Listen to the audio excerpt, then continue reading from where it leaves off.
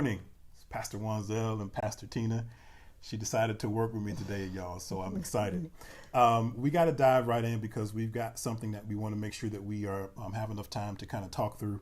So if you don't mind, let's go to the book of Genesis, chapter 4, verse 6, the NIV version. Genesis chapter 4, verse 6, the NIV version. So in our, I think we're all kind of clear on the fact that we're trying to regroup from this pandemic, that we are trying to open the world back up after. Everybody's household in some way, shape, or form has been touched by this pandemic. Yeah. We have a lot of people I know that have suffered loss of a family member, loss of a job. I think most of us are trying to regroup our schedules from distance learning with schools, working from home, adjust our schedules. Everybody's trying to get back to a new rhythm, create a new rhythm, make a new normal.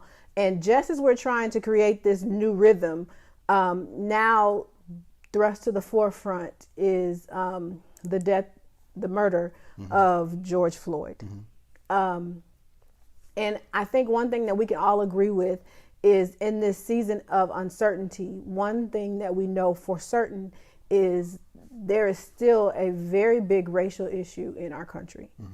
And it is a conversation that cannot be avoided. And it appears now the world is ready to deal with. And it's time for it to be addressed. Yes. And I believe that George Floyd's death evoked some legitimate emotions and feelings out of all of us that we've had at some point in our life, but just never in this vein. I wrote them down to make sure that I kind of covered what I've been discussing and even what I felt. Some anger, sadness, powerlessness, fear, discontent, disappointment, disbelief, and disgust are just some of the things that have been bouncing around in the conversations that I've been in and have heard. And some of these emotions are some that I've felt myself.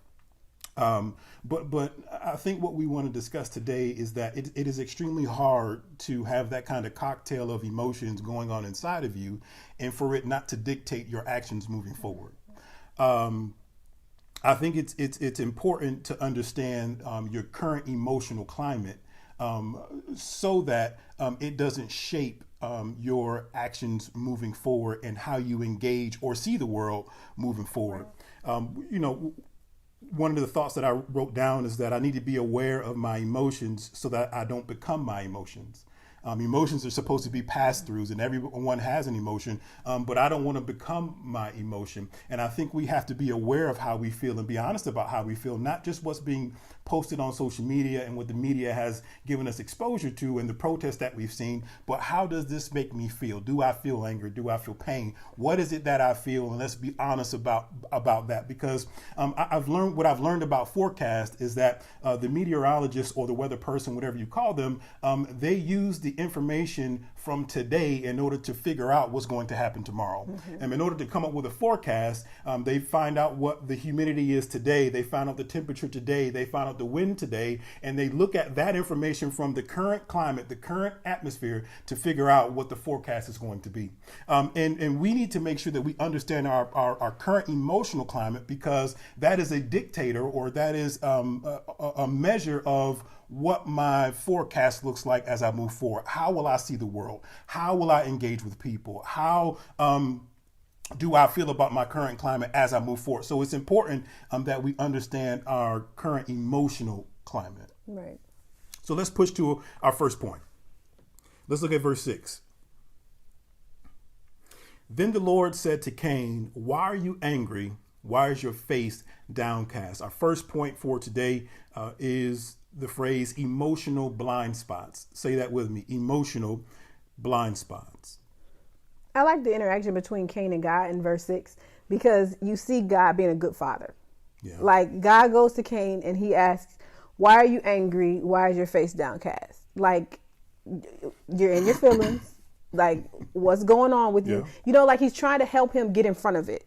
And God didn't have to do that. And he didn't have to do that. And I like that it's like he knew him enough before Cain said anything to say, I can tell you feel some kind of way. For sure. And if you read later on in the text, he's telling him, you feel some kind of way. And if you're not careful, your feelings are going to take you further than what you're planning to go. This is what's going to happen if you keep entertaining your feelings. Yeah. And I love that he was giving him the opportunity to put what he felt like into words. For sure.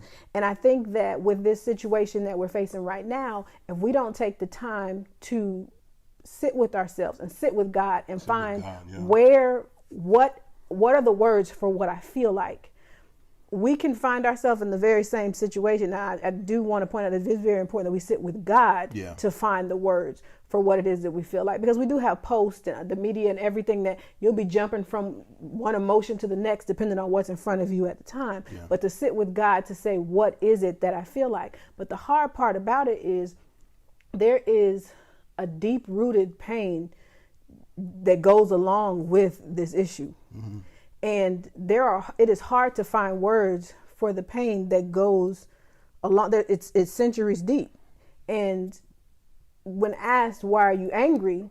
When it comes to this, it's an emotion that you can't find words for.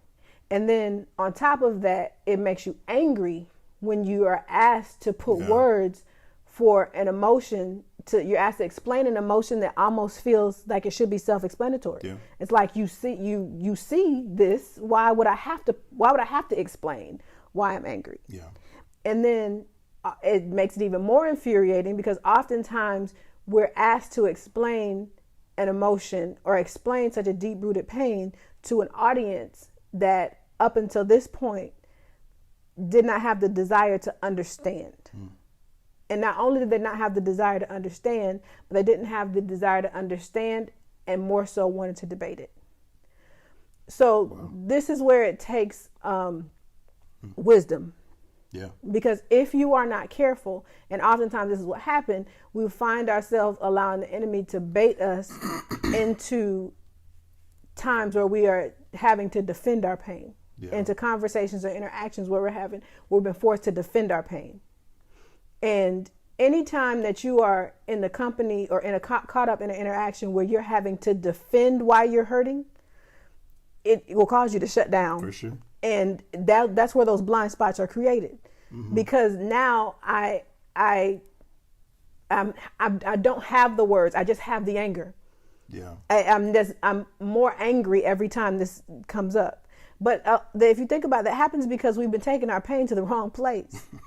For sure. If I'm having to debate with you why I'm hurting, then you could never have helped me with this pain to begin with. You never acknowledged or appreciated my pain. You never had a concern for my pain. Anyway, it's like if I'm hurting, I can't take this pain to a beautician. For sure. If I'm hurting, why would I take my pain to a tailor or a baker? You know what I mean? Like they can't help me. But in this interaction you see with Cain and God, Cain is given the opportunity to take his pain to the one God that can actually help him sort out what's inside of him. You know, it's funny. I like that God was simply saying to Cain, "Do you see what you're sitting in right now?" He says to Cain, basically, before you make an action, before you make a move, I want you to know that this is what's sitting there, and this is the emotions that you have. And I think we all can agree with this. Accidents happen when you don't know what's in your blind spot. When you don't know that you're angry. You talked about centuries of pain. When you don't know that these emotions exist and this is what I feel, if I take an action before I understand the emotional blind spots, I could do damage by mistake. I can hurt people. I can damage things. I can damage relationships simply because I didn't know what was in my blind spot before I made a move. And it's important to understand your emotional blind spots, specifically in the climate that we sit in, because I could find myself a few years from now, sitting in a position of hate and resentment and bitterness simply because I didn't know that this deep-rooted pain that I had that was carried on from my ancestors and the concerns of my ancestors was rooted inside of me, and that has been provoked inside of me, and now my actions are being dictated by that. We've got to make sure that we know we can identify how we feel, and that we can identify the emotions so that we don't get caught off guard by having some feelings and take a worldview position on things that we really shouldn't sit in. You know what I mean? I don't want to hate because God is love. I mean, if I serve the kingdom, then God is love. I want to make sure that I interact in this environment in a way that honors God. Let's push for point number 2. Let's go to verse 7. If you do what is right, will you not be accepted? But if you do not do what is right, sin is crouching at your door. It desires to have you, but you must rule over it. Now Cain said to his brother, let's go out to the field. While they were in the field, Cain attacked his brother Abel and killed him. Then the Lord said to Cain, where is your brother Abel? I don't know, he replied. Am I my brother's keeper? Then the Lord said, what have you done? Listen, your brother's blood cries out to me from the ground. Point number 2, and our final point for today, is the phrase emotional reactions. Say that with me, emotional reactions. So Cain killing Abel is a clear example of what happens when your emotions are driving. Like Cain let his emotions drive and he ended up killing his brother. And I know that we think like, I'm not going to allow my emotions to drive me to murder. But when your emotions are in the driver's seat, it decides where you go. For sure. And it oftentimes it picks a very reckless path. And especially when you have emotions that you feel justified in. A very reckless path. A reckless path that most times it ends up in loss and fatality of something. Like there has been many marriages that have been prey to emotions. That many relationships that have been broken trust, many homes have been broken because emotional reactions. Agree. And Agree. I think it's worse when it's justified. When your feelings are justified, when you feel like your feelings are valid, you feel justified in what you act like. And it feels like it makes sense. It's okay for me to act the way that I'm acting because I feel the way I feel. Like I get to feel how I feel, so I get to act like what I feel like, and it makes sense. People are going to understand. And anytime you allow your emotions to be in the driver's seat and it picks the path, you can wreck things. For sure. And this is why they should not drive. Now, it makes sense to have emotions. That don't get us wrong. That's not the case.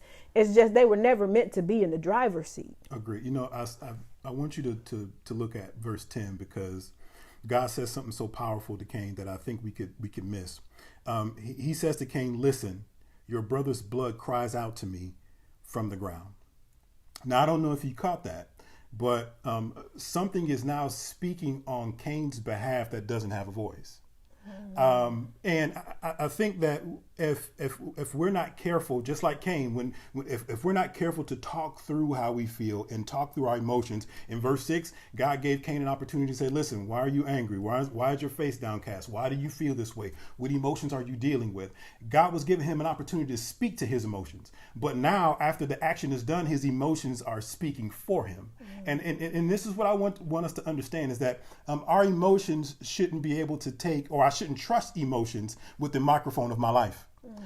I want to make sure I communicate my heart in everything that I do. I want to make sure that I communicate how this truly makes me feel so that I can come to a resolve. But oftentimes, to your point, emotions are reckless. And they can't be trusted. And we should never allow our emotions to have the microphone or be trusted with the microphone of our life because emotions want to take control. And emotions are supposed to be passed through. You experience an emotion, you feel it for a period of time, but I don't want this emotion to dictate what my future looks like. I don't want my emotions that I sit in right now to dictate what the forecast is going to be for my life.